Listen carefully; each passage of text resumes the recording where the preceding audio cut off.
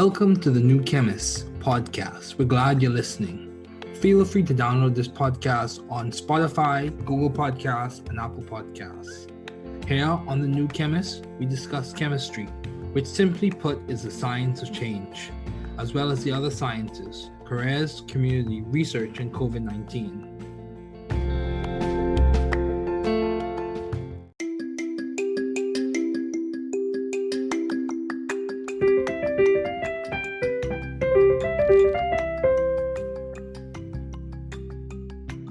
Welcome to the New Chemist podcast. We're glad you're listening. Feel free to download this podcast on Google Podcasts, Apple Podcasts, and Spotify. Here on the New Chemist, we discuss chemistry, which simply put is the science of change, as well as the other sciences, careers, community, research, and COVID-19. We're happy you're tuning in. My guest today is Dr. Emery Brown. Thanks for joining me today. It is so good to hear from you. Just briefly, I'll inform my audience about you. Dr. Emery N. Brown is the Edward Hood Professor of Medical Engineering and Computational Neuroscience at Massachusetts Institute of Technology, the Warren M. Zapple Professor of Anesthesia at Harvard Medical School, and a practicing anesthesiologist at Massachusetts General Hospital. Dr. Brown received his BA, magna cum laude, in Applied Mathematics from Harvard College, his MA and his PhD in Statistics from Harvard University, and his MD, magna cum laude, from Harvard Medical School. Dr. Brown is an anesthesiologist statistician whose experimental research has made important contributions towards understanding the neuroscience of how anesthetics act in the brain to create the state of general anesthesia. In his statistics research, he has developed signal processing algorithms to solve important data analysis challenges in neuroscience. His research has been featured on National Public Radio, in Scientific American, Technology Review, the New York Times, and in TED Mid 2014. He serves as the director of the Harvard-MIT Health Sciences and Technology Program, the associate director of the Institute for Medical Engineering and Science at MIT, an investigator at the Picower Center for Learning and Memory, Department of Brain and Cognitive Sciences at MIT. He's a fellow of the Institute of Mathematical Statistics, a fellow of the National Academy of Inventors, a member of the National Academy of Engineering, a member of the National Academy of Sciences, and a member of the National Academy of Medicine. In 2007, he was given the NIH Director's Pioneer Award. He's also a member of the Association of University Anesthesiologists. These are just a few of his accomplishments. A very distinguished scientist. Please welcome Dr. Emery. Thanks, Dr. Brown, for joining me today. It's so good to have a distinguished scientist such as you on this podcast. So, Dr. Brown, what have been your long-standing interests in the field of science? Can you just discuss some of those? Well, I think they varied over time. I think that probably my strongest interest in science began in college when I got interested in statistics. So being a statistician, developing statistical methods and algorithms that people could really use to analyze data became an early interest of mine. And that's something which I pursued, throughout my career. First working on studying outcomes from surgery as an undergraduate, then later studying circadian rhythms during my PhD work. Okay. After that, looking at developing algorithms in general for neuroscience data analysis, for looking at neural spike trains, for looking at EEG, LF, local field potentials, and these sorts of things. Okay. And then from there, my interest developed into trying to understand anesthesia. So I'd say those are probably the principal focus areas. So statistics, and then statistics applied to neuroscience, and then anesthesiology, the mechanism of general anesthesia. So I think by any standard of measurement, or most standards of measurement, most people would say you have been a successful academician. You have achieved your PhD from Harvard, your MD from Harvard, MA from Harvard, BA from Harvard. You've won numerous prizes. You're part of many societies: the National Academy of Inventors, National Academy of Science, the National Academy of Engineering, National Academy of Medicine. So how do you maintain view of the bigger picture in your career and in your life in general? How are you doing that? And so when you say the bigger picture, you're referring to academically and also personally?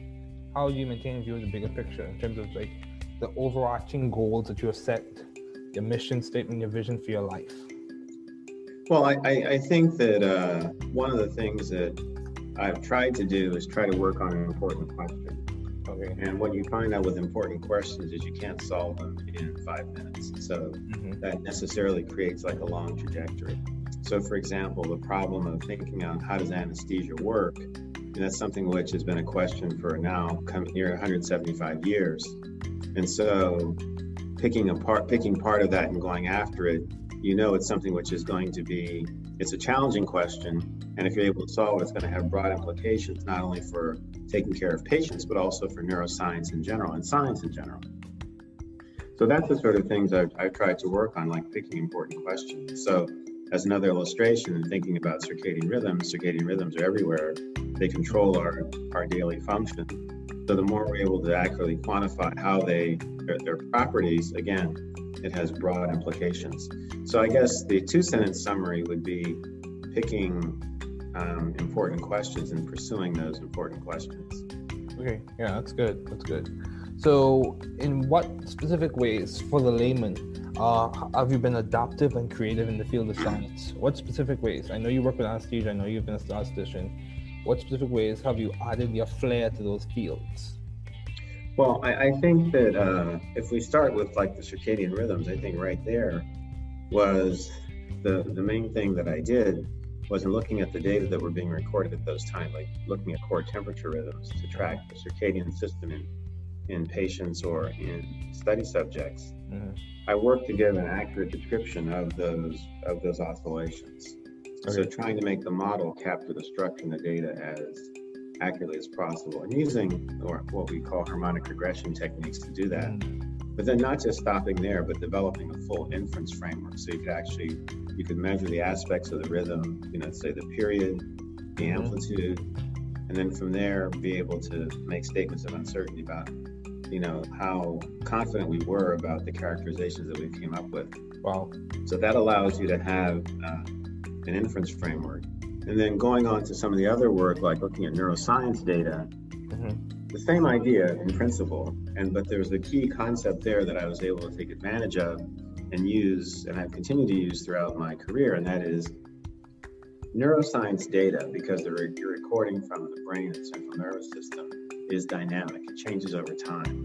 And you need statistical methods that also capture those changes over time for it to be accurate. And so those were things that I was practiced in, that I learned as part of my PhD training. So whereas most of the methods that were being used are static, and so then it becomes like a kludge to really use them.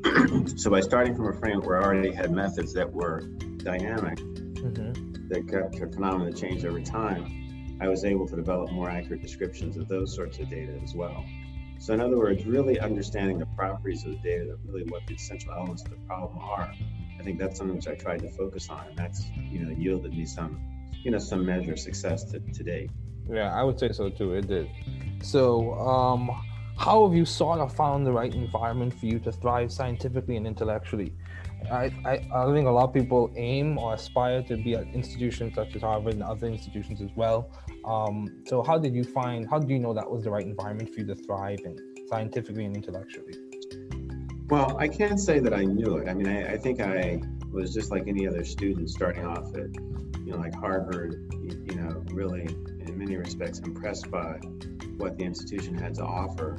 But then once I was there, then saying, well, I really have to take advantage of this. And I remember specifically that when I was a junior and I was thinking about what I wanted to do for my research for senior thesis, Ken Wachter, who was a professor in the statistics department at the time, said, well, since you're thinking about going to medical school, you should probably write an undergraduate thesis on a medical topic. And he suggested I go and talk with Professor Fred Mosteller about that particular issue, and work developing a research project with him, because he was a statistician who was working on studying outcomes from surgery, and that this would be a good idea for me to join a project like that. So that's what I did. So I guess the key thing was realizing that what sort of opportunities were there at Harvard, and then taking advantage of them, because you could certainly be there and not take advantage of opportunities that were there. That's true. I think one of the real things that I think it was the case at the time, I think it still continues to be the case, the opportunity to write a senior thesis with, a leading scholar in an area is something which, was amazingly beneficial for me for the long term. Mm-hmm. They got to watch up close and personal how, one of the top statisticians in the world did research. I got to see, how he thought, how he interacted with, other scientists, other physicians, with physicians, and it was very helpful for me to think about the sort of scientist, and in my case also physician, that I wanted to be, and the way I'd like to be able to do research. And being very specific, one thing about Professor Mosteller was that he could work with anybody. He could work with the best statisticians, the top physicians, graduate students, postdocs, but he could also work with undergraduates like me. And so having, just basically seeing that, and I can honestly say that's something I've tried to emulate. Oh, wow. That's good. That's definitely good. So, you speak about your desire to attend medical school in your junior year. So how did you delineate or decide between MD, PhD, or MD? Because I think that's a challenge that a lot of people encounter. How did you differentiate whether you want to choose MD, PhD, or MD? Well, I think what happened was I knew when I came to college that I wanted to go to medical school. That was for sure. Okay.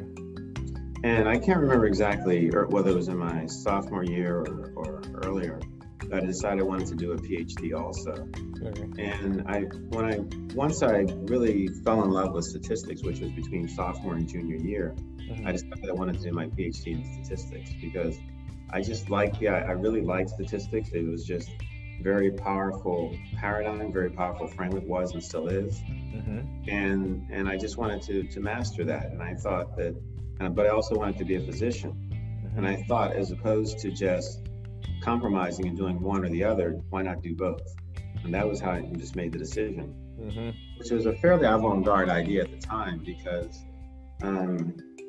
when I entered the Harvard MD PhD program, nobody had done a PhD in statistics before. That was a rather new idea. There's a new idea there, but also in other programs in the country, because it was people looked at me with a lot of surprise when I said that's what I wanted to do my PhD in. But it was very clear to me that, medicine was a field that had a lot of uncertainty, a lot of data, and even more now. And having people who are formally trained in how to quantify that uncertainty and make decisions on uncertainty just seemed like a natural path. And that's what I just decided to do. Yeah, that's good. That's good. So given all your responsibilities and accomplishments, Dr. Brown, how do you maintain a balanced life? Or how do you strive to maintain balance? Well, it's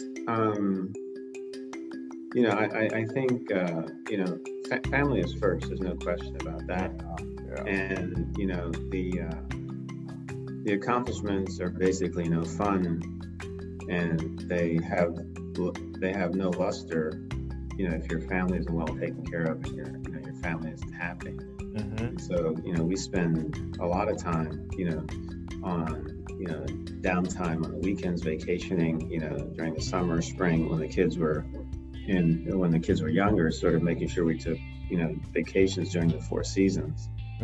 And, my wife, like me, likes to travel. So and very often if I have trips to various places to give lectures, we turn them into sort of family outings also.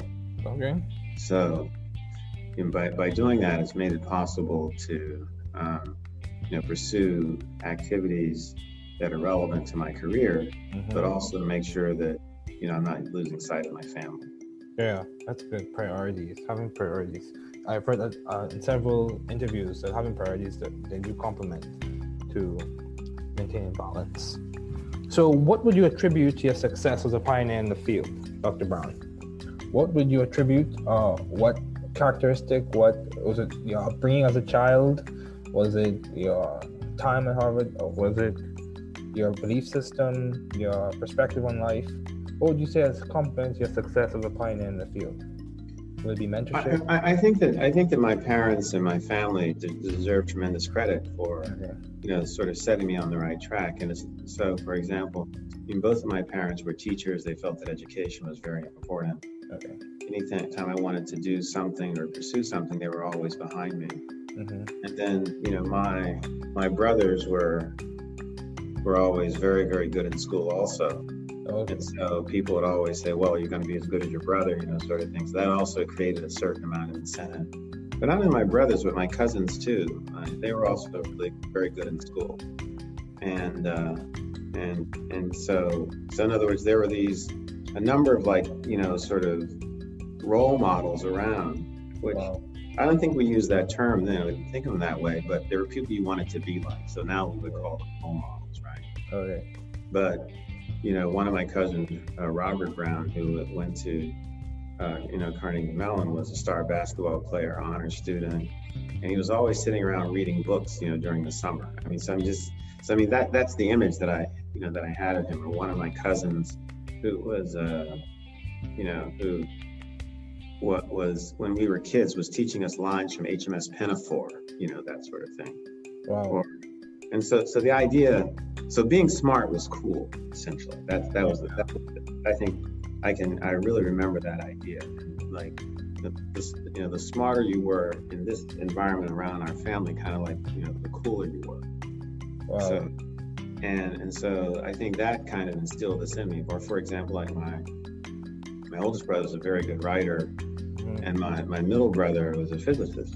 Wow. Or just a retired physicist now.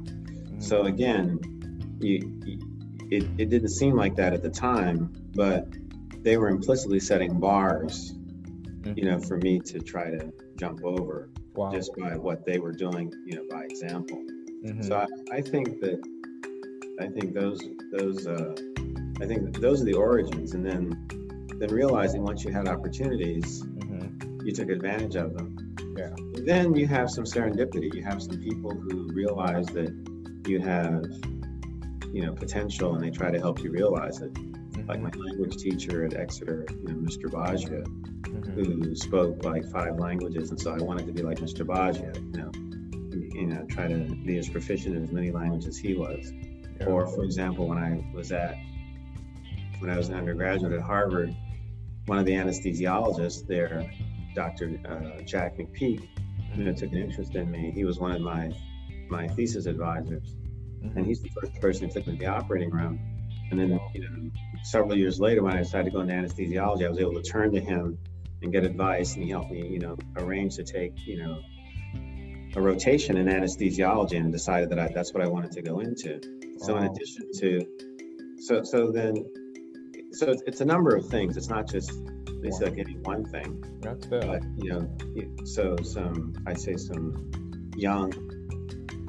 early on, some folks that I really looked up to. Later on, some folks who realizing and acknowledging my potential, who helped me out, and I was very grateful for that. Wow, that's powerful. Yeah, so you spoke, and from my understanding, it seems like you grew up in a culture of excellence. Of course, I'm sure there were things that could have been improved on, but you said you grew up in an environment where it seems like everyone was pursuing excellence. What would you say? Would you say it was your parents or their brothers and sisters that contributed to that? Oh yeah. For example, so my mother's family grew up in Pittsburgh, and my mother and her older sister. So my mother was one of 7 children. Okay. And so she was the second oldest, and her sister was extremely smart. Okay. Her older sister. My mother's extremely smart. She graduated from high school when she was 16. Wow. I remember my uncle, who was the next one in line, the third one, was saying to me, he says, your mother and Aunt and your Aunt Anita made it hard for me because they had done so well in school. I had to do well too. That sort of thing. Okay. And, on the other hand, my father was very industrious. I mean, he was someone who was orphaned. He was 14. He and his brother had lost both his parents. They were raised by their grandfather. Wow. But they had someone who, his grandfather, my great-grandfather, was this amazing guy. He was a minister, but he was also a gentleman farmer. Okay. And he owned this very large parcel of land, there in Florida, where I grew up, which we still own today. Okay. And that he was an amazingly industrious person. And I know that rubbed off on my father, because my father was always doing stuff, both for the family, but also for the community. He was very committed to his community. Mm-hmm. So I think that, in fact, I know that, I inherited that perspective, those goals, those sorts of, the sort of can-do attitude that my father, always had. And I'll just give you one example. Like, okay, I'm here to listen. At the time, my father's grandfather wanted him to move back to Florida because after he got married, they lived in New York and in Pittsburgh. And he wanted him to move back because he wanted somebody living on their property. So my father decided to build a house. So this was in the 1957, 1958. And as you can imagine, my father couldn't get a loan from the bank to build a house. And as we know, one of the most important things entering into the American dream is to be able to build a house and lay down roots, right? Yes, I agree. So I didn't know this until many years later. He actually borrowed money from an auto body shop to build a house. He couldn't get a loan from the bank. Wow. And I remember when we paid off the note, I don't know, I must have been about 10 or 11 at the time, and I didn't quite understand everything, that was going on, but I subsequently figured out what had happened. Mm-hmm. But the thing is that because the conventional means that most, Americans would have used to build a house, getting a loan from the bank and doing that, wasn't available to him, he had to come up with another strategy that would work. Mm-hmm. And he did it. And so I think about that now. I mean, think about if he'd not been able to do that. Mm-hmm. Where would I be now if he hadn't done that? Mm-hmm. And so, but then taking from that, realizing that if people put obstacles in your way, you have to outthink them. Yeah. I mean, and I've seen myself do that, like on a number of occasions. But that was probably one of the most, concrete examples, because the people at the bank couldn't believe that an African American would want to build like a real house, like a solid, 3-bedroom, 2.5 bathroom, living room, Florida room, outside porch, house. They figured it would just have some idea of like a little shanty or something like that in mind. But that was far from what my father had imagined, because he had studied industrial arts in college, so he knew how to build things. And with the help of his brother and his uncles, they actually built the house. Wow, that's good. Yeah. Wow. I'm learning a lot, Dr. Brown. So, how have you maintained vision and teamwork in your environment, in your lab, in your workspace in Mass General? How do you maintain vision and teamwork? How do you make sure that everyone's collaborating and seeing the big picture and trying to answer those important questions that you mentioned? I think there are two things. I think one, you look for cool problems, okay, and you get people excited about cool problems. I think that's the starting point. Mm-hmm. And then you let people loose and let them use their creativity to start working on it. You guide them. Mm-hmm. But at least this is what I like to do. I like to guide people to help them solve problems, and then pitch in, when they need my help, because it helps them to develop their creative capacities and bring them to bear on a problem. Mm-hmm. I think that's probably the most important thing, and also making it fun. I mean, I feel like in many regards now I'm more a cheerleader than anything else. I'm not so much the person like doing the work. I'm just the rah, keeping them going and offering suggestions and making sure people aren't getting stuck. Mm-hmm. And I think that's probably the main thing that I do. And I can honestly say it's fun. It's fun working with.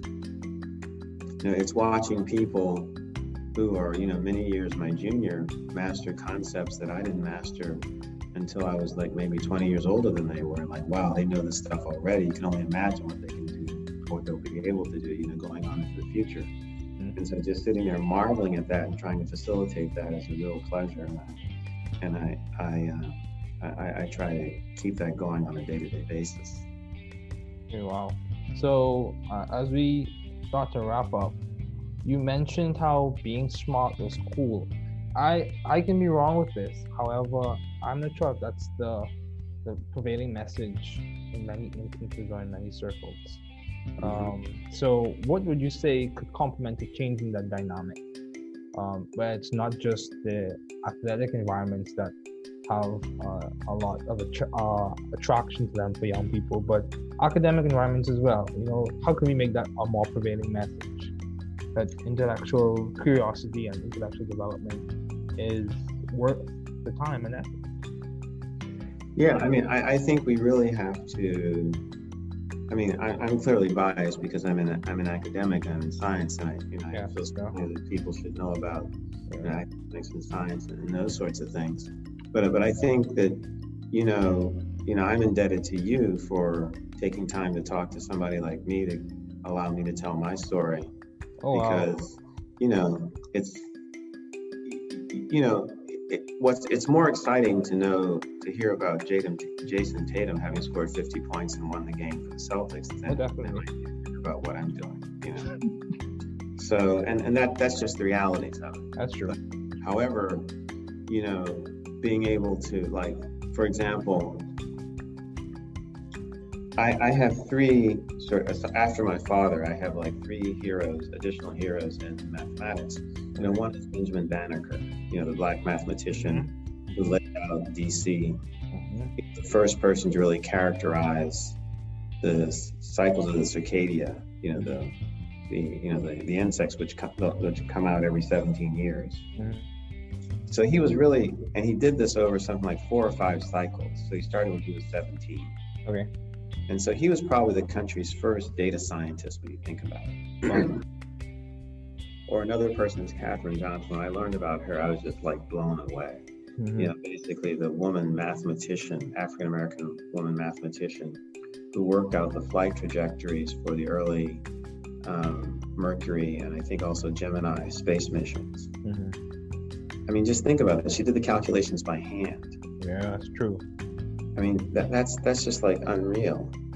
And the third person who actually had the good fortune to meet is David Blackwell. He was African-American professor at Berkeley, University of California, Berkeley, professor of statistics. I mean, just like an amazing mind, soft-spoken, just totally respected because he was just so brilliant. First African-American elected to the National Academy of Sciences in 1964. So more than 100 years after the Academy was actually set up, the first African-American was elected, and it was he. So, I think about, people like that, and I'm saying, gosh, if I can be anything like those guys, so, I clearly the accomplishments of LeBron James or Magic Johnson are the things that, are often talked about, but like in my realm, I see somebody like these people, and they're like my heroes, and those are the people I aspire to be like. Yeah, that's good. So, as we conclude, do you have any advice to those wanting to pursue the field you are currently working in? So, budding scientists, what advice would you give to those wanting to pursue the field you are currently working in? Whether it be statistics or medicine or just a PhD in general? I think that try to get involved and gain experience early. Okay. I can tell you, I get letters almost every day from students asking to come and work in my group. Okay. Literally, and of different ages, all the way from junior high school, up through, high school, college, postdocs. And I'm amazed at what some of these students have told me they already know. Some of them are from the United States, some are not. They're from outside, from basically, effectively the four corners of the earth. And so, but realizing that that's what people do and not being bashful about doing that. And if the first time you write somebody, you don't hear from them, no big deal. Keep going if you want to, right? Because it's you're trying to create, because all you need is one opportunity to sort of get your foot in the door. And once you have that and you realize, the other opportunities will open up. And you can see that this is something that students from a number of different backgrounds are actually doing now. I think that students in general, particularly perhaps underrepresented minority students, are a little free to take the same approach. I agree, completely agree. So, what has been some of the most beneficial advice you have received, Dr. Brown? as we conclude, what is the most beneficial advice or piece of the beneficial advice you received either from your parents? As you mentioned, they were very industrious and intelligent. Even from your colleagues or professors. What has been some of the most beneficial advice you've ever received? Never works. The most, I think a number of things. I think, just in watching like my parents, just like working hard and also, but then encouraging intellectual pursuits, and I think I certainly have picked up on that and tried to amplify that. I just remember my mother saying at one point, like I told you, she was extremely smart. And, it was very clear she lived vicariously through us, the things that we were able to accomplish, not only me, but my brothers as well. And one point in sort of a more candid moment, she said, if I had had opportunities, I'm sure I could have been, a lot more than I am now. Yeah, I've heard that same sentiment from and that, that kind of stuck with me and just sort of said, well, I have an obligation to try to be as successful as I possibly can because my mother made it possible for me to get to where I am now. And she sacrificed a lot to be where she was. And I should basically do the same thing. And then a complimentary idea. I just remember my uncle saying once that, it never hurts to be nice. And so if you can help somebody, why not? Just I know, right? Just that simple, not deep, but just. Yeah. And it can take on many forms. It can just be meeting someone on the street to helping someone with their career. So I think somewhere in there is some of the best advice I've received. There are probably other things, but they don't come to mind right now. That's fair. Well, Dr. Brown, thank you so much for joining me today. It was good to have you on. Oh, thank you very much for having me, Dave. I really appreciate it. Chemistry field highlights. Femtochemistry. So surveying the literature and looking at the work of Yoshitaka Tanamura, Koichi Yamashita, and Philip A. Anfinrod, we embark on a new discussion, femtochemistry. In short, a key feature of chemistry is the analysis or breaking or the formation of bonds, which some consider to be theoretical constructs in some instances. A key feature of the elementary steps of bond making and breaking are molecular vibrations, which occur approximately at the 10 femtosecond scale. So with this view in mind, ultra-fast processes is a phrase that can definitely describe chemical reactions and has been umbrellaed or covered or falls under the term femtochemistry. Chemistry conceptual developments. So today we're going to be introducing or talking about regiochemistry principles. So key things you want to keep in mind are you want to understand the fundamentals of regiochemistry, understand Markovnikov's rule and the anti-Markovnikov's rule, and we want to try and understand Zaitsev's and Hoffman's rule. So regiochemistry principles and other ideas. Regiochemistry comes from the Latin word regionum, meaning direction. Regiochemistry describes the principles involved in the directionality or position and placement of reactants to form products. Regiochemistry is very important. We normally hear in advanced or high-level discussions of things being regioselective or regiodivergent or it's used a lot. So the reagents used can cause a specific regiochemical result or result in the opposite of what would normally occur. Markovnikov's rule. Markovnikov's rule, put simply, is he who has more gets more. Markovnikov's rule in the addition of a halide to an unsymmetrical alkene, typically in the addition of a halide to an unsymmetrical alkene, the hydrogen goes to the carbon with the greatest number of hydrogens and the halide ion goes to the other carbon. In another way, this rule states that the halide adds so as to form the more stable carbocation intermediate. Anti-Markovnikov. Anti-Markovnikov is the reverse. He who has more gets less, in which the carbon with the greatest number of hydrogens does not receive the hydrogen, but the most electrophilic portion of the molecule. For example, in hydroboration oxidation in the presence of peroxides, the borohydrate adds to the less substituted carbon of the hydrogen, and the hydrogen adds to the more substituted carbon. In short, now mechanistically, it may occur slightly, it's a little bit more involved and more detailed, but in short, that's what we're going to say occurs. However, stability comes about because the electron density shifts from the electrophilic borohydride, resulting in it possessing a partially negative charge and the more substituted carbon possessing a partially positive charge. This is indeed stable due to the electron density donating capacity of the alkyl group, S character, and orbital overlap of the alkynyl carbon.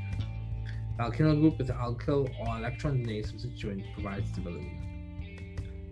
Zaitsev's rule. Zaitsev's rule is a directionality principle in which the more substituted alkene is favored to the use of a small base, such as ethoxide.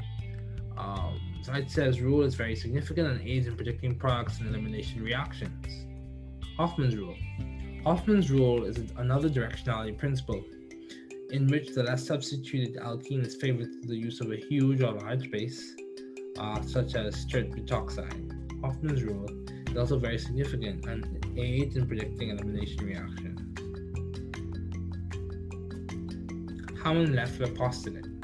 The Hammond-Leffler postulate essentially states that the product resembles the molecular arrangement of the transition state. In simpler terms, the view on the potential energy hill continues in some ways as you follow through the potential energy journey. So progressing in that direction, we're going to talk about some new stuff today. Again, surveying the literature and looking at the work of Shantanu Roy, Stefan Godeka, and Vladimir Hellman, we embark on the journey of the Bell-Evans-Polanyi principle. So typically, or in short, the Bell-Evans-Polanyi principle is valid for a chemical reaction that proceeds along the reaction coordinate over the transition state, and that concept is extended to molecular dynamics trajectories that in general do not cross the dividing surface between the initial and final local minima at the exact transition state. It's very important and it has a lot of implications.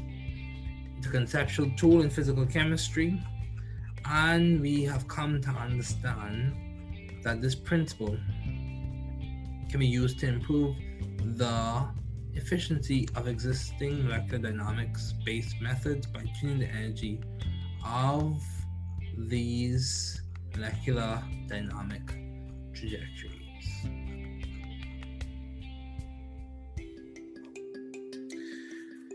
Along with that, we'll be discussing the Dimroth principle or Dimroth rearrangements. These are frequently encountered in heteroaromatic chemistry and was first recognized in the triazole series. This term was coined in 1963 as a convenient way of referring to the isomerization proceeding by ring fission and subsequent recyclization, whereby a ring nitrogen and its attached substituent exchange place with an amino group in a position alpha to it.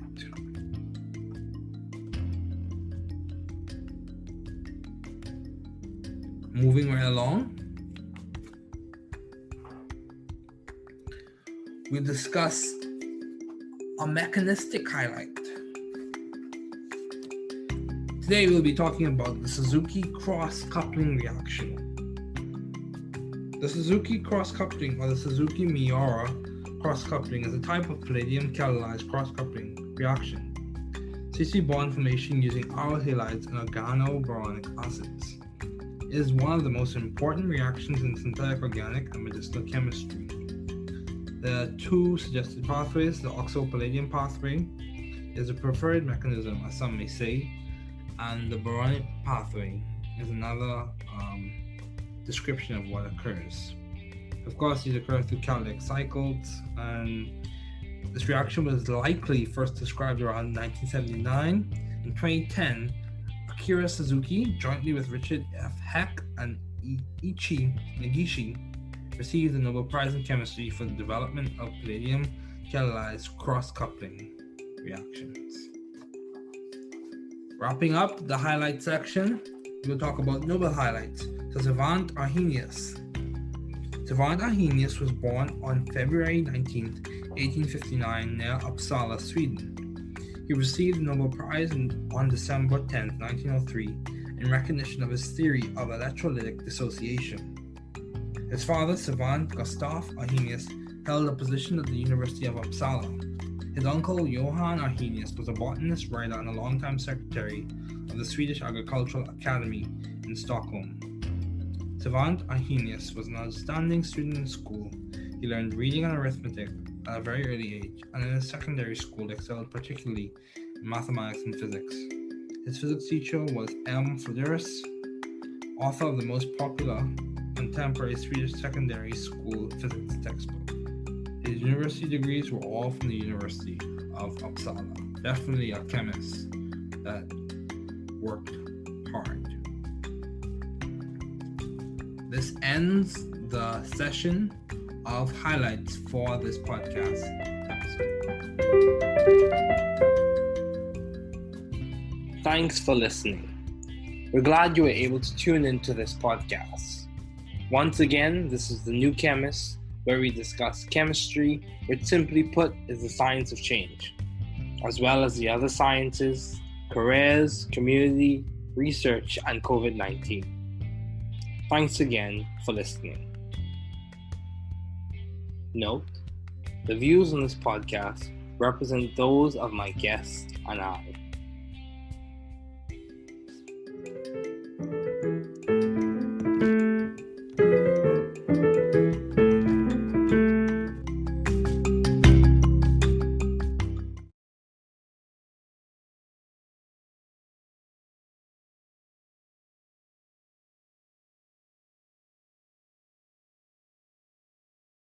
Entretien entre David Ferguson, AMRSC-AMRSB, producteur et hôte de podcast, et Dr Emery Brown, MD, PhD. Édouard Capot, professeur de médical ingénierie et informatique neurosciences à Massachusetts. David Ferguson. Mon invité aujourd'hui est le Dr Emery N. Brown. Merci de m'avoir rejoint aujourd'hui. C'est si bon de vous entendre. Juste brièvement, je vais informer mon auditoire de vous. Le Dr Emery Brown est professeur Édouard de génie médical et de David Ferguson.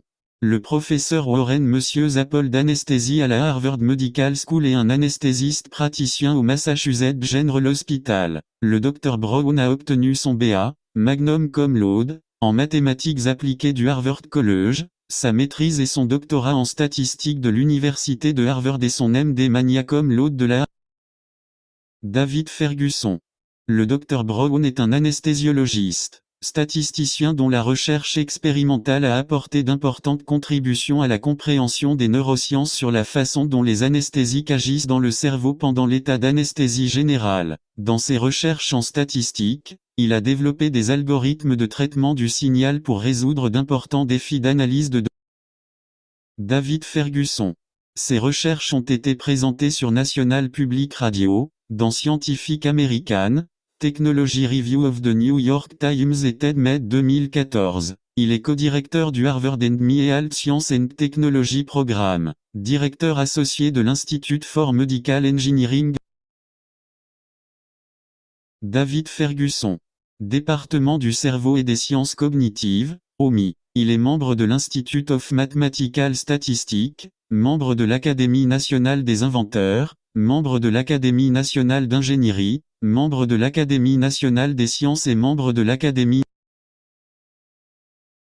David Ferguson. En 2007, il a reçu le NICE Director's Pioneer Award. Il est également membre de l'Association des anesthésistes universitaires. Ce ne sont là que quelques-unes de ses nombreuses réalisations. Un scientifique très distingué. Veuillez accueillir le Dr Emery David Ferguson. Merci, Dr Brown, de m'avoir rejoint aujourd'hui. C'est tellement bien d'avoir un scientifique distingué, comme vous, sur ce podcast. Alors, Dr Brown, quel a été votre intérêt de longue date pour le domaine de la Dr Emery? Eh bien, je pense qu'ils ont varié dans le temps. Je pense que mon plus grand intérêt pour les sciences a probablement commencé à l'université lorsque je me suis intéressé aux statistiques. Donc, En tant que statisticien, développer des méthodes statistiques et des algorithmes que les gens pourraient vraiment utiliser pour analyser les données est devenu un de mes premiers intérêts. Et c'est quelque chose que j'ai poursuivi tout au long de ma carrière, en travaillant d'abord sur l'étude des résultats de la chirurgie en tant qu'étudiant de premier cycle, puis en étudiant plus tard les rythmes circadiens pendant mon doctorat fonctionne bien. Après cela, en examinant le développement d'idées en général pour l'analyse des données en neurosciences ou en examinant les trains de pointe neuronales, nous examinons l'EEG, nos potentiels de champs locaux et ce genre de choses.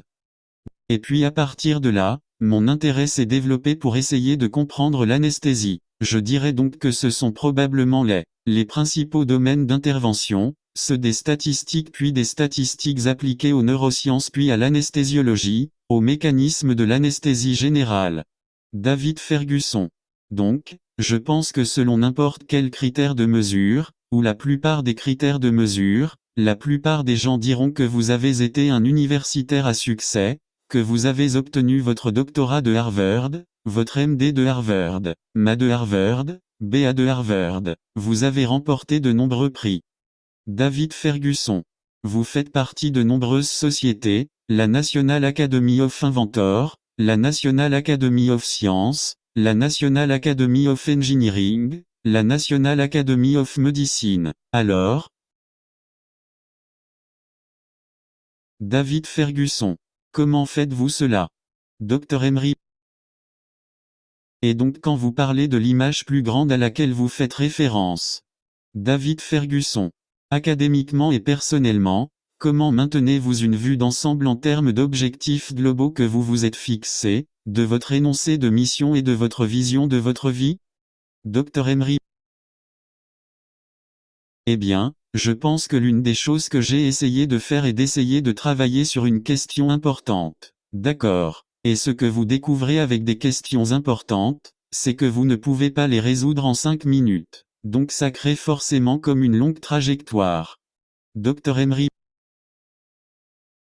Ainsi, par exemple, le problème de la réflexion sur le fonctionnement de l'anesthésie, c'est quelque chose qui a été une question pour l'instant, cette année à venir 175 ans. Et donc, séparer, choisir une partie de cela et aller après, vous savez, c'est quelque chose qui va être une question difficile. Dr Emery. Et si vous êtes capable de le résoudre, cela aura de vastes implications non seulement pour la prise en charge des patients, mais aussi pour les neurosciences en général, dans la science en général. C'est donc le genre de choses sur lesquelles j'ai essayé de travailler, comme choisir des questions importantes. Pour une autre illustration et penser aux rythmes circadiens, les rythmes circadiens sont partout. Dr Emery. Ils contrôlent notre fonctionnement quotidien. Donc, plus nous sommes en mesure de quantifier avec précision comment ils récupèrent leurs propriétés, plus cela a de vastes implications. Je suppose donc que le résumé en 2 phrases consisterait à choisir des questions importantes et à poursuivre ces questions importantes. David Ferguson. D'accord. Ouais, c'est bon, c'est bien. Alors, de quelle manière spécifique pour le profane, avez-vous été adaptatif et créatif dans le domaine de la science? Quels moyens spécifiques? Je sais que vous travaillez avec l'anesthésie. Je sais que vous avez été statisticien. David Ferguson. De quelle manière spécifique avez-vous ajouté votre flair à ces domaines? Dr Emery. Eh bien, je pense que si nous commençons avec les rythmes circadiens, je pense que la principale chose que j'ai faite était de regarder les données qui étaient enregistrées à ce moment-là, comme regarder les rythmes de température centrale, pour suivre le système circadien, chez les patients ou chez les sujets de l'étude. Dr Emery. J'ai travaillé pour donner une description précise de celle de ces oscillations. Essayez donc de faire en sorte que le modèle capture la structure des données aussi précisément que possible, et en utilisant ce que nous appelons des techniques de régression harmonique pour le faire, mais pas seulement en s'arrêtant là, mais en développant le cadre d'inférence complet. Dr Emery. Donc, vous pouvez mesurer les aspects du rythme, disons la période, l'amplitude, puis à partir de là, être en mesure de faire des déclarations d'incertitude sur, vous savez, à quel point nous étions confiants quant aux caractérisations que nous avons trouvées.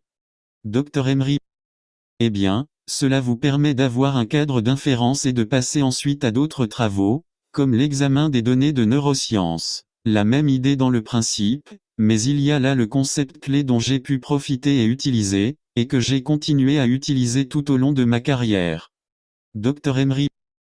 Et c'est les données neuroscientifiques, parce que le rythme que vous enregistrez à partir du cerveau et du système nerveux central est dynamique, il change avec le temps, et vous avez besoin de méthodes statistiques qui capturent également ces changements au fil du temps, pour que cela soit précis. Et donc ce sont des choses dans lesquelles j'ai pratiqué, en ce sens que j'ai appris dans le cadre de mon doctorat entraînement.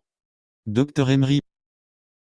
Alors que la plupart des méthodes utilisées sont statiques, et ainsi, alors ça devient comme un indice, c'est vraiment de les utiliser, donc en partant d'un cadre, où nous avions déjà des méthodes qui étaient dynamiques. Dr Emery. Ce phénomène de capture change avec le temps, j'ai également pu développer des descriptions plus précises de ce type de données, donc, en d'autres termes, vraiment comprendre les propriétés des données et vraiment quels sont les éléments essentiels du problème. Dr Emery. Je pense que ce sont certaines des choses sur lesquelles j'ai essayé de me concentrer et qui m'ont donné, vous savez, une certaine mesure de succès aujourd'hui. David Ferguson. Oui, je le dirais aussi, ça faisait. Alors, comment avez-vous en quelque sorte trouvé le bon environnement pour vous épanouir scientifiquement et intellectuellement ? Je pense que beaucoup de gens visent ou aspirent à être une institution comme Harvard et d'autres institutions également. David Ferguson. Alors, comment avez-vous découvert que c'était le bon environnement pour vous épanouir scientifiquement et intellectuellement ? Dr Emery. Eh bien, je ne peux pas dire que je le savais. Je veux dire, je pense que j'étais comme n'importe quel autre étudiant, en commençant à Harvard. Vous savez, vraiment, à bien des égards, impressionné par ce que l'institution avait à offrir. Mais une fois que j'étais là-bas, je me suis dit, eh bien, il faut vraiment que j'en profite, et je me souviens précisément que lorsque j'ai Dr Emery.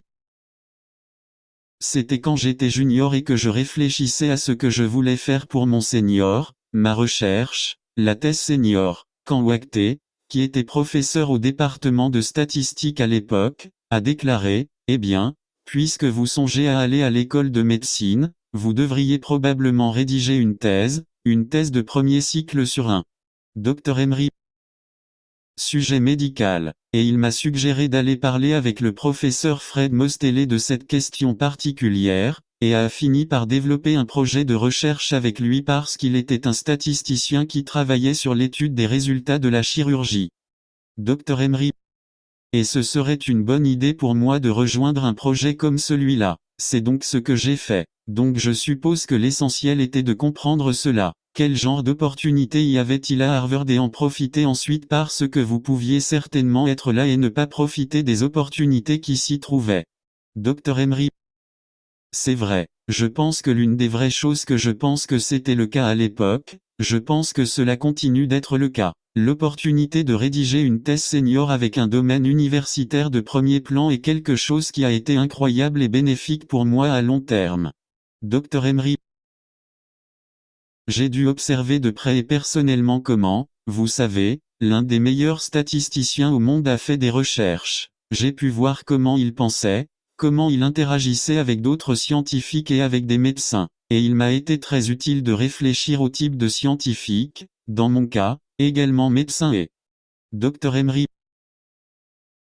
Je voulais être et la façon dont j'aimerais pouvoir faire des recherches et être très spécifique. Une chose à propos du professeur Mostellet était qu'il pouvait travailler avec n'importe qui, vous pouviez travailler avec le meilleur statisticien parmi les meilleurs médecins, étudiants diplômés, post-doctorants, mais vous pouviez aussi travailler avec des étudiants de premier cycle comme moi. Dr Emery. Et donc avoir ça, juste voir ça et je peux honnêtement dire qu'ils essaient d'imiter. David Ferguson. Eh bien, c'est bien, certainement bon, donc. Vous parlez de votre désir d'aller à l'école de médecine au cours de votre première année. Alors, comment avez-vous délimité ou décidé entre MD, PhD ou MD ? Eh bien, je pense que c'est un défi que beaucoup de gens rencontrent. David Ferguson. Comment avez-vous fait la différence entre MD, PhD ou MD ? Dr Emery. Eh bien, je pense que ce qui s'est passé, c'est que je savais que quand je suis arrivé à l'université, je voulais aller à l'école de médecine, c'était certain, et je ne me souviens pas exactement si c'était dans ma 2e année ou avant, mais j'ai décidé que je voulais faire un doctorat aussi. Dr Emery.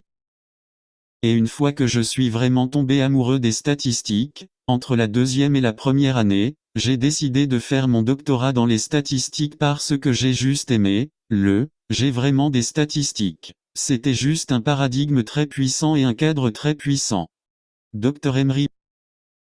C'était et c'est toujours. Et je voulais juste maîtriser ça et je pensais ça. Mais je voulais aussi être médecin. Et j'ai pensé, au lieu de simplement faire des compromis et de faire l'un ou l'autre, pourquoi ne pas faire les deux? Dr Emery.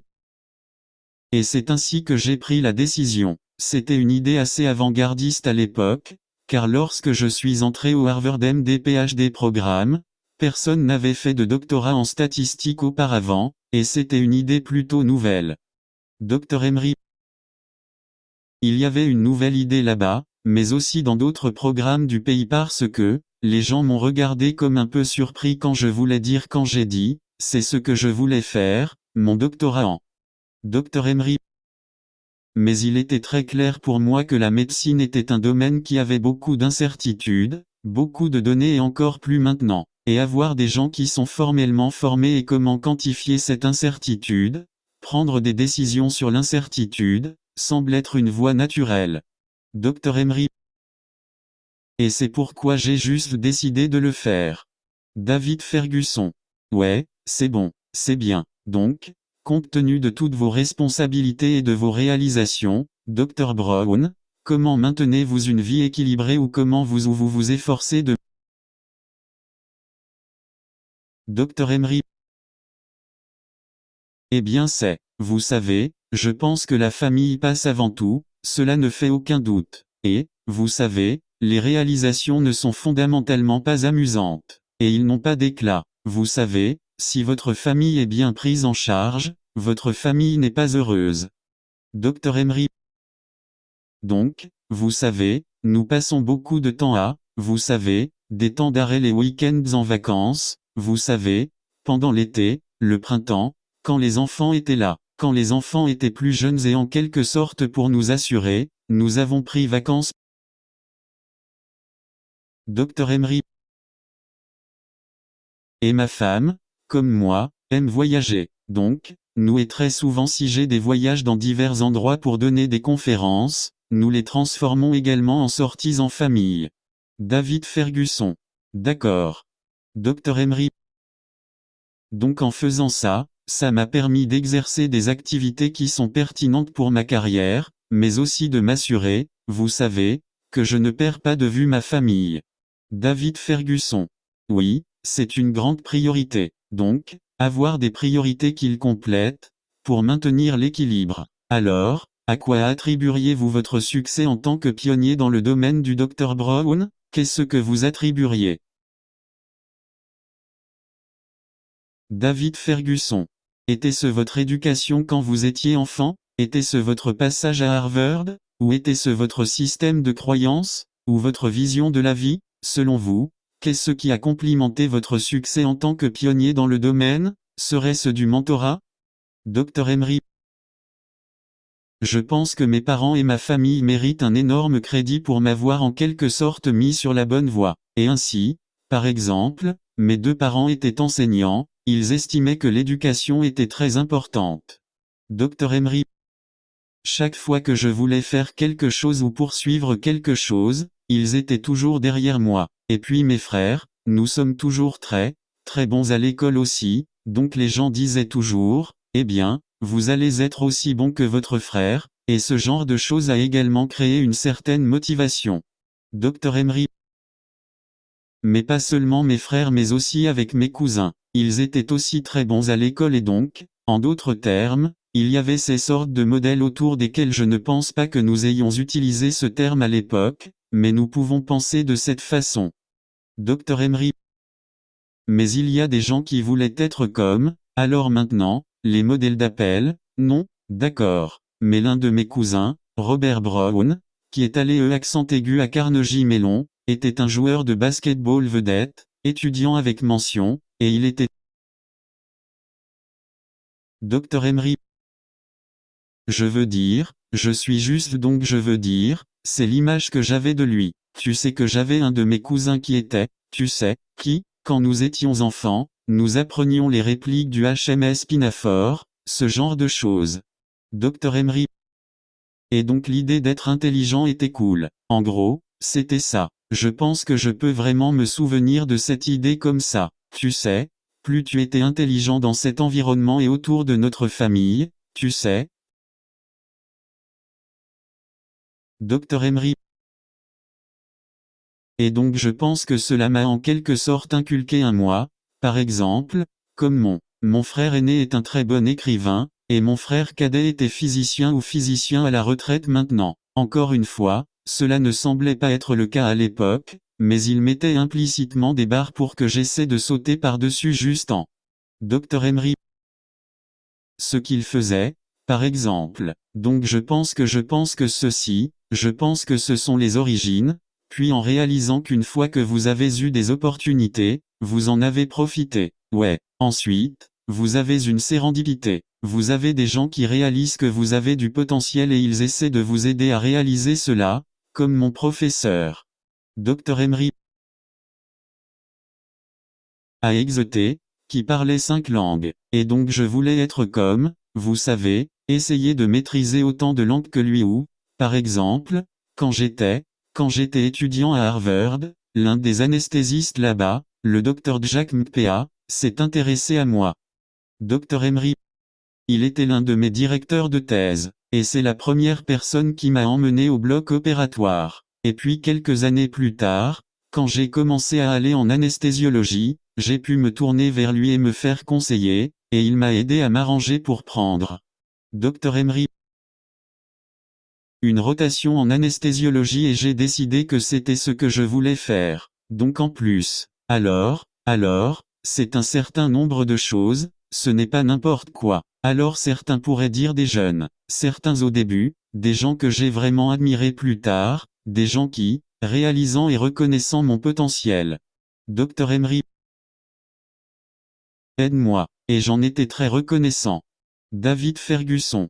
Waouh, c'est puissant. Ouais, donc, vous avez mis en place pour ma compréhension, il semble que vous ayez grandi dans une culture d'excellence. Bien sûr, je suis sûr qu'il y avait des choses qui auraient pu être améliorées, mais vous avez dit que vous avez grandi dans un environnement où il semble que tout le monde visait l'excellence. David Ferguson. Que dirais-tu? Diriez-vous que ce sont vos parents ou leurs frères et sœurs qui ont contribué à cela? Dr Emery. Oh, ouais, par exemple, ouais, comme si la famille de ma mère a grandi à Pittsburgh et ma mère et sa sœur aînée, de sorte que ma mère est l'une des 7 enfants, et donc elle était la deuxième plus âgée et sa sœur était extrêmement intelligente. Dr Emery. Vous savez, sa sœur aînée, ma mère était extrêmement intelligente. Elle a obtenu son diplôme d'études secondaires et elle avait 16 ans. Eh bien, je me souviens de mon oncle, qui est le suivant. Le troisième disait, c'est ta mère et ta tante et toi et ça m'a rendu la tâche difficile parce qu'il l'avait fait. Dr Emery. Bien à l'école, je devais bien faire pour, vous savez, ce genre de choses. D'accord. Et vous savez, d'un autre côté, mon père était très travailleur. Je veux dire, c'était quelqu'un qui était devenu orphelin quand il avait 14 ans. Lui et son frère avaient perdu ses 2 parents. Dr Emery. Ils ont été élevés par leur grand-père, mais ils avaient quelqu'un qui, par son grand-père, mon arrière-grand-père, était ce type incroyable. C'était un ministre, mais c'était aussi un gentleman farmer, et il possédait cette très grande parcelle de terre là-bas et en Floride où j'ai grandi, que nous possédons toujours aujourd'hui. Dr Emery. Et qu'il était une personne incroyablement industrieuse. Et je sais que ça a déteint sur mon père parce que mon père faisait toujours des trucs à la fois pour la famille, mais aussi pour la communauté. Il était très engagé dans sa communauté. Dr Emery. Donc je pense qu'en fait, je le sais. Vous savez, j'ai hérité de cette perspective, vous savez, de ces objectifs, de ce genre de choses. Ce genre de peut faire l'attitude que mon père a toujours eue. Je vais juste vous donner un exemple. David Ferguson.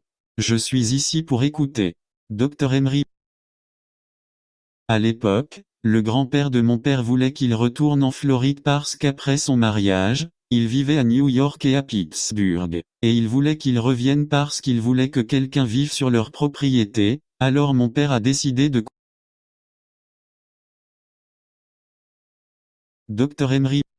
C'est donc en 1957, 1958, et comme vous pouvez l'imaginer, mon père n'a pas pu obtenir un prêt de la banque pour construire une maison, et comme nous le savons, l'une des choses les plus importantes entrant dans le rêve américain est de pouvoir construire une maison et, vous savez, de s'enraciner, n'est-ce pas? David Fergusson. Oui, je suis d'accord. Dr Emery. Je ne l'ai donc su que bien des années plus tard. En fait, il a emprunté de l'argent à l'atelier de carrosserie pour construire une maison. Il n'a pas pu obtenir de prêt de la banque. David Fergusson. Ouah. Dr Emery. Et je me souviens quand nous avons payé la note, j'étais dans environ 10 ou 11 à l'époque et je ne comprenais pas très bien tout ce qui se passait. Dr Emery. Mais j'ai soudainement compris ce qui s'était passé. Mais le fait était que c'était parce que les moyens conventionnels que la plupart des Américains auraient utilisés pour construire une maison, obtenir un prêt de la banque et le faire n'étaient pas à sa disposition. Dr Emery. Il devait trouver une autre stratégie qui fonctionnerait, et il l'a fait. Et donc j'y pense maintenant. Je veux dire, réfléchissez si vous n'avez pas été capable de le faire. Où serais-je, vous savez, où serais-je maintenant s'il n'avait pas fait ça? Dr Emery. Mais ensuite, en partant de cela, en réalisant que si les gens mettent des obstacles sur votre chemin, vous devez les dépasser. Ouais, je veux dire, et je me vois faire ça à plusieurs reprises, mais je veux dire, c'était probablement l'un des exemples les plus concrets parce que les gens de la banque ne pouvaient pas. Dr Emery. Croire qu'un Afro-Américain qui veut construire comme une vraie maison, comme un flegme, vous savez, 3 chambres, 2 salles de bain et demi, vous savez, le sol du salon tout autour, vous savez, une maison à porche latérale où ils ont pensé que nous aurions juste une idée d'une petite cabane ou... Dr Emery. Mais c'était loin de ce que mon père imaginait parce qu'il avait étudié les arts industriels au collège. Il savait donc construire des choses. Son frère et ses oncles, eux, ont en fait construit la maison. Waouh, c'est bon. Ouais, eh bien, j'apprends beaucoup, Dr Brown. Alors, comment avez-vous maintenu la vision et le travail d'équipe dans votre environnement, dans votre laboratoire, dans votre espace de travail, à MASS General? Comment maintenez-vous la vision et le travail d'équipe? Comment vous assurez-vous que tout le monde collabore, voit la situation dans son ensemble et essaie de répondre aux... David Fergusson. Vous avez mentionné? Dr Emery. Je pense qu'il y a 2 choses. Je pense que celui que vous recherchez pour des problèmes sympas et vous excitez les gens à propos de vos problèmes. Je pense que c'est le point de départ. Et puis, vous savez, vous lâchez les gens, et les laissez utiliser leur créativité pour commencer à travailler, et les guider. Dr Emery. Mais c'est ce que j'aime. J'aime guider les gens pour les aider à résoudre des problèmes puis intervenir, lorsqu'ils ont besoin de mon aide, pour les aider à développer leurs capacités créatives et savoir les amener à se pencher sur un problème. Dr Emery. Je pense que c'est probablement la chose la plus importante et aussi que c'est amusant. Je veux dire, vous savez, j'ai l'impression qu'à bien des égards, je suis plus une pom-pom girl, rien d'autre. Je ne suis pas tellement la personne... Dr Emery. Je suis juste là, non, ou, tu sais, ouais, je pense que nous sommes allés et proposer des suggestions et nous assurer que les gens ne restent pas bloqués. Et je pense que c'est probablement la principale chose que je fais et je peux honnêtement... Dr Emery. C'est amusant de travailler avec. C'est regarder des gens qui sont, vous savez, depuis de nombreuses années, mes concepts juniors, maîtres que je n'ai pas maîtrisés jusqu'à ce que j'ai peut-être 20 ans de plus qu'eux, comme, waouh, ils savent déjà ce genre de choses. Vous ne pouvez qu'imaginer ce qu'ils peuvent faire ou ce qu'ils seront capables de faire, vous savez, en continuant dans le Dr Emery. À venir. Et donc rester assis là à s'émerveiller de cela et essayer de faciliter cela est un vrai plaisir. Et moi, j'essaie de maintenir cela au jour le jour. David Ferguson. En attendant, alors que nous commençons à conclure, vous avez mentionné à quel point être intelligent était cool, je peux me tromper avec cela. Cependant, je ne suis pas sûr que ce soit le message qui prévaut dans de nombreux cas ou dans de nombreux cercles. Alors, que diriez-vous qui pourrait compléter le changement?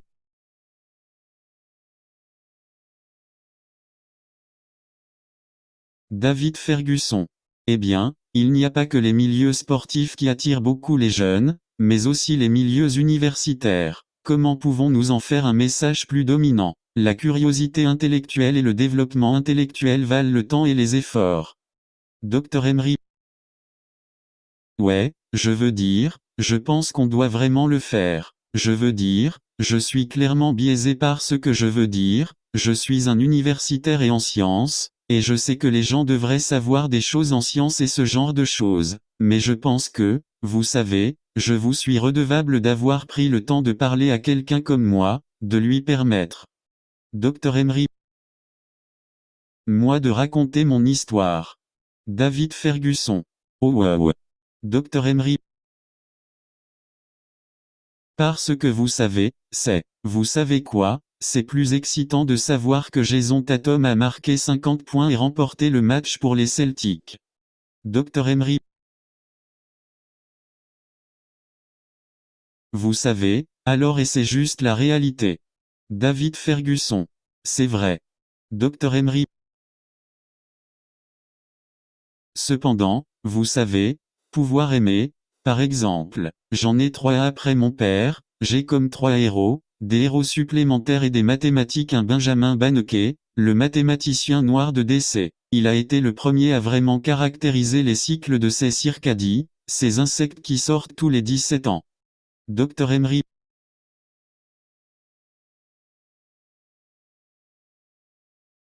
Donc il était vraiment et il l'a fait sur quelque chose comme 4 ou 5 cycles. Alors il a commencé quand il avait 17 ans, d'accord? Et donc il était probablement le premier data scientist du pays, quand on y pense. Ou une autre personne est Catherine Johnson, j'ai appris à son sujet, j'étais juste. Dr Emery.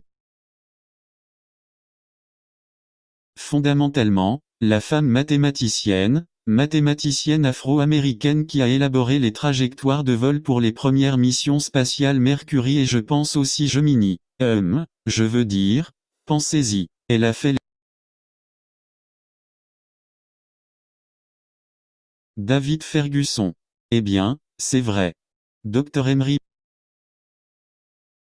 Je veux dire, c'est juste comme irréel. Et la troisième personne a en fait eu la chance de rencontrer David Blackwell, qui est un professeur afro-américain à Berkeley, Université de Californie, Berkeley, professeur de statistique. Je veux dire, tout comme un esprit incroyable à la voix douce, totalement attendu parce qu'il était. Dr Emery. Le premier afro-américain élu à l'Académie nationale des sciences en 1964. Si bien, 100 ans après la création de l'Académie, le premier afro-américain élu qu'il était, c'était lui, et donc, vous savez, je pense à des gens comme ça et je dis, mon Dieu, si je peux être quelque chose comme ces gars-là. Dr Emery. Les réalisations de LeBron James ou de Magic Johnson sont les choses dont on parle souvent, mais comme dans mon domaine, vous savez, je vois quelqu'un comme ces gens et ils sont comme moi. Ce sont mes héros et ce sont les gens que je. David Ferguson. Waouh, c'est bon. Alors que nous concluons, avez-vous des conseils à donner à ceux qui souhaitent poursuivre le domaine dans lequel vous travaillez actuellement? Alors scientifiques en herbe, quels conseils donneriez-vous à ceux qui souhaitent poursuivre dans le domaine dans lequel vous travaillez actuellement, qu'il s'agisse de statistiques, de médecine ou simplement d'un doctorat en général? Dr Emery.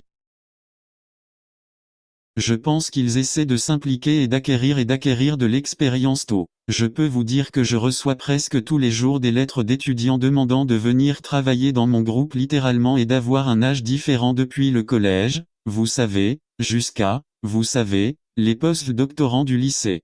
Dr Emery.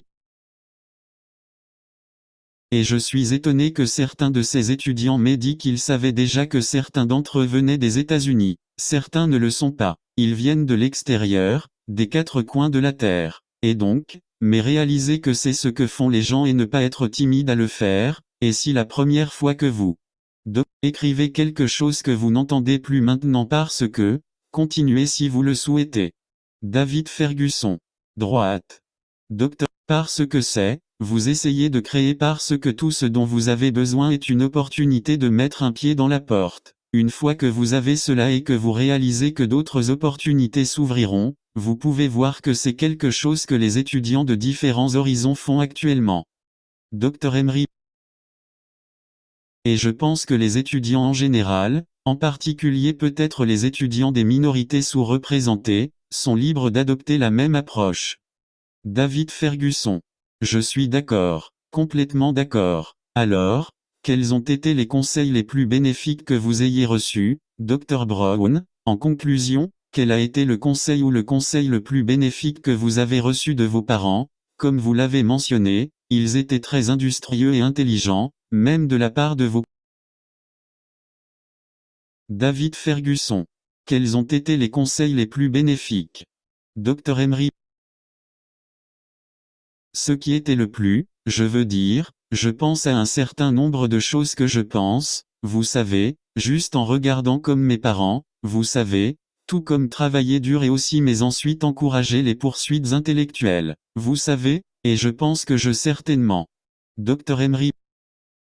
On ramassait sur cela et essayait d'amplifier cela. Je me souviens juste que ma mère m'a dit à un moment donné que je t'avais dit qu'elle était extrêmement intelligente. Vous savez qu'elle l'était. Il était très clair qu'elle vivait par procuration à travers nous. Vous savez, les choses que nous avons pu accomplir, vous savez, pas seulement moi, mais mes frères aussi.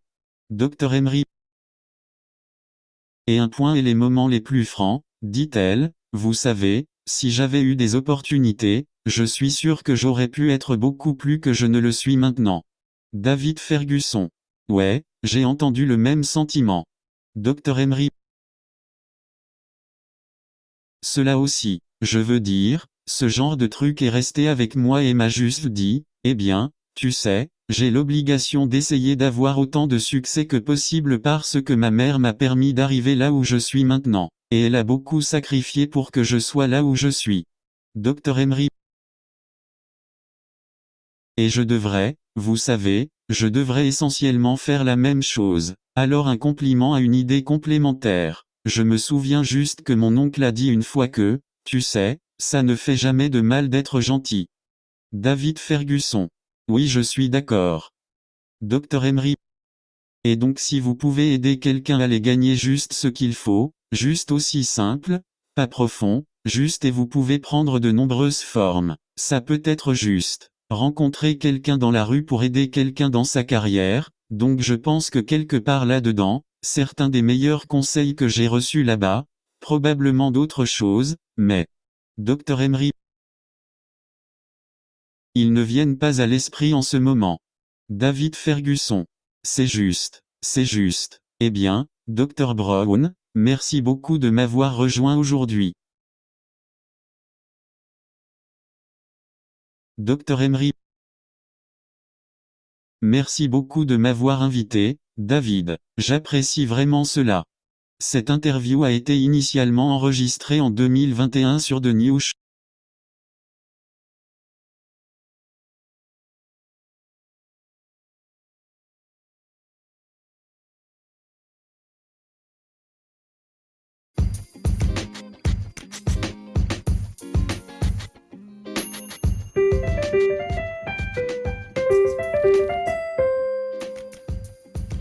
Thanks for listening. We're glad you were able to tune into this podcast. Once again, this is The New Chemist, where we discuss chemistry, which simply put is the science of change, as well as the other sciences, careers, community, research, and COVID-19. Thanks again for listening. Note, the views on this podcast represent those of my guests and I.